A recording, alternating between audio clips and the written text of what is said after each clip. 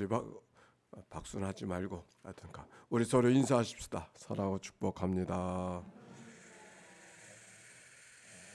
자, 오늘 성경의 말씀 에스겔서 38장부터 말씀을 37장부터 40장까지 말씀을 읽었는데 34장부터 39장까지는 에스겔의 복음서다. 희망의 메시지.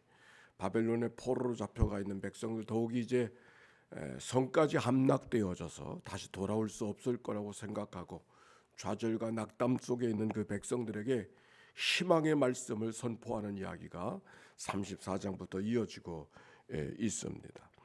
38장과 39장, 37장에는 마른 뼈들이 군대가 되는 환상의 말씀이 기록이 되어져 있는데 이 말씀은 주일날 강단을 통해서 전하도록 그렇게 하겠어요. 오늘 38장 3의 말씀 봅시다. 거기 아주 재미있는 말씀이 기록이 되어져 있어요. 38장 1절과 2절 시작. 여호와의 말씀이 내게 임하여 이르시되 인자야 너는 마곡 땅에 있는 로스와 메섹과 두발 왕 곧 고게게로 얼굴을 향하고 그에게 예언하되. 마곡과 곡에 대한 이야기. 요한계시록 20장에 보면은 마곡과 곡은 하나님의 대적하는 무리로 소개하고 있는데 그 말씀이 최초의 이 에스겔서의 말씀으로 등장하고 있습니다. 에스겔서에는 마곡 땅에 있는 로스와 메섹 두발 왕 곡이라 그랬어요. 마곡은 지역 이름이고 그리고 곡은 사람 왕의 이름이 되는 것이죠. 에스겔서에 있는 마곡 땅에는 로스와 메섹 두발 왕 곡. 근데 마곡이라는 것이 어딘가 그건 잘 알 수 없습니다. 근데 마곡이라는 마을 자체가 지역이지만 지역 이름 이전에 노아의 아들 셈, 함, 야벳 그 야벳의 아들 가운데 마곡이라는 그 아들이 있었어요. 바로 그 아들을 중심으로 해서 지역 이름으로 바뀌어진 것을 알게 되는 것이죠. 도대체 이 마곡이 도대체 어딜까? 교회 역사 속에 많은 사람들이 마곡이 어딜까를 생각해 봤어요. 어떤 사람들은 저 터키 지방에 있는 사람들이 마곡일 거다. 그래서 성서 지도에 보면 두발 메섹 그리고 메섹 두발 그리고 물음표를 적어놓은 것은 확실하지 않은데 그쪽인 것 같다라고 이야기하는 사람들이 많이 있었습니다. 또 어떤 사람들은 이 고트족들의 또는 훈족들, 흉노족이 이 마곡일 거다 이렇게 생각하는 사람들도 있었고 스키타이족이 바로 마곡 사람들을 이야기하는 것이다 그렇게 이야기하고 또 여기 비슷한 이름이 로스라고 하는 말이 나와서 러시아 사람들 루스라고 그러거든요. 그래서 러시아 사람들을 조금 이렇게 표현할 때 로스케 이렇게 표현하는 것 바로 이것이 그것이 아닌가 이렇게 생각하는 사람들도 있었습니다. 정확하지 않습니다. 그런데 왜냐하면 로스라고 하는 말은 어느 지역을 이름을 말하는 것보다 우두머리라고 하는 그런 뜻이에요. 그러니까 로스라고 하는 말이 어느 지역을 말하는 것보다 여기 두발과 메섹의 우두머리 왕 이런 의미가 이 말씀 속에 담겨져 있으니까 어느 특정한 지역을 이야기할 필요는 없습니다. 다만 그 마곡이라는 곳이 이스라엘 백성들이 살던 곳보다 북쪽에 있다라고 하는 것은 성경이 계속해서 이야기하고 있으니까 북쪽에 있는 어느 지역으로 이해하면 되겠습니다. 즉 하나님의 역사를 방해하는 무리들이 북쪽에서 내려오는데 하나님이 바로 그들을 심판하실 거라고 하는 이야기가 오늘 성경의 38장과 39장에 있는 말씀이에요. 왜? 그들로 하여금 하나님이 여호와가 하나님인 줄 알게 하게 하려고. 여기 15절과 16절에 이런 말씀이 있잖아요. 38장에요. 내가 내 고국 북쪽 끝에 많은 백성 곧 다 말을 탄 큰 무리와 능한 군대와 함께 오되 구름이 땅을 덮음같이 내 백성 이스라엘을 치러 오리라.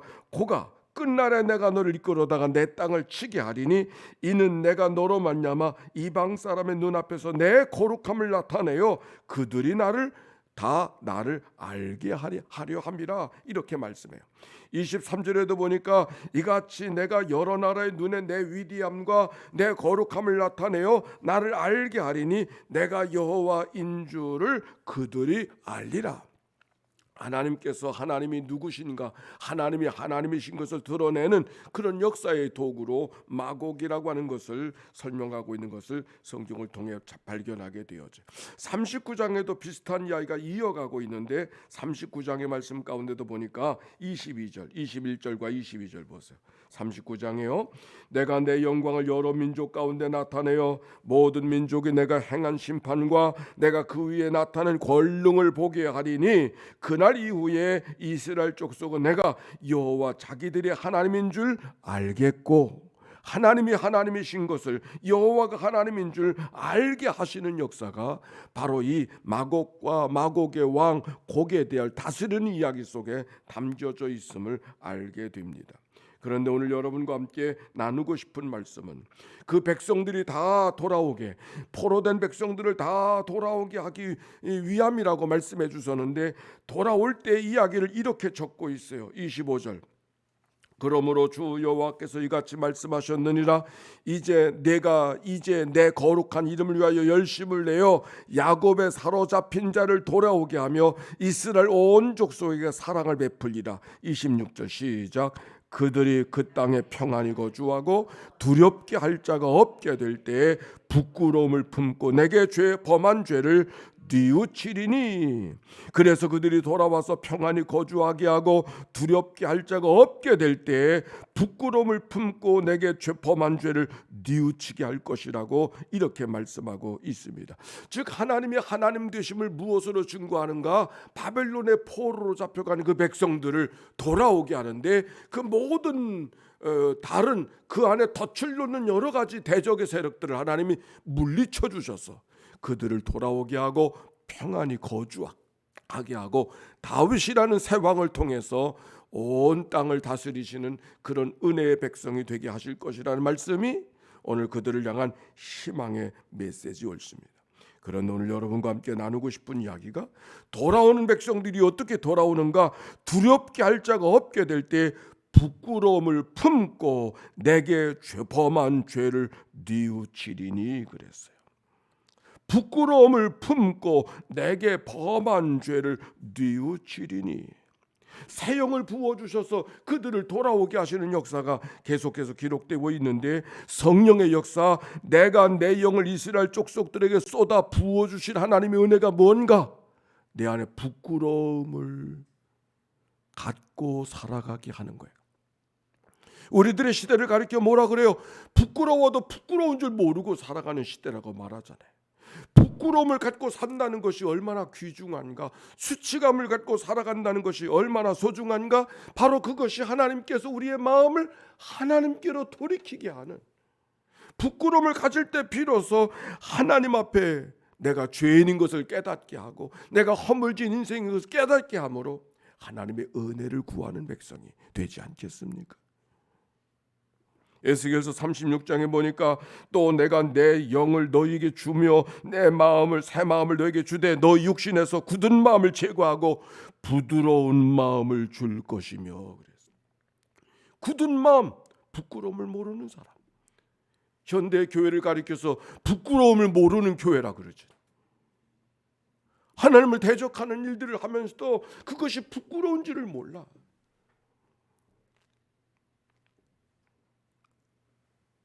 부드러운 마음, 하나님 앞에 늘 자기를 성찰하고 자기를 늘 돌아보고 자기를 하나님의 말씀 앞에 견주어 볼 수 있는 그런 자의 삶, 그것이 믿음의 삶이고 은혜의 삶이고 성령의 인도하심 속에 살아가는 삶인 것이죠.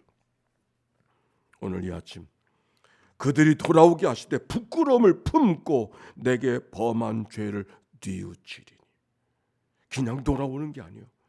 왜 우리가 이렇게 포로된 백성이 되었는가? 왜 우리에게 이런 어려움과 사건과 고난이 왔는가를 하나님의 말씀에 비추어 보고 돌이킬 줄 아는 사람. 그 돌이킴이 없으면 똑같은 일을 반복해. 그 돌이킴이 없으면 똑같은 실수를 계속해. 달라지는 게 없어요.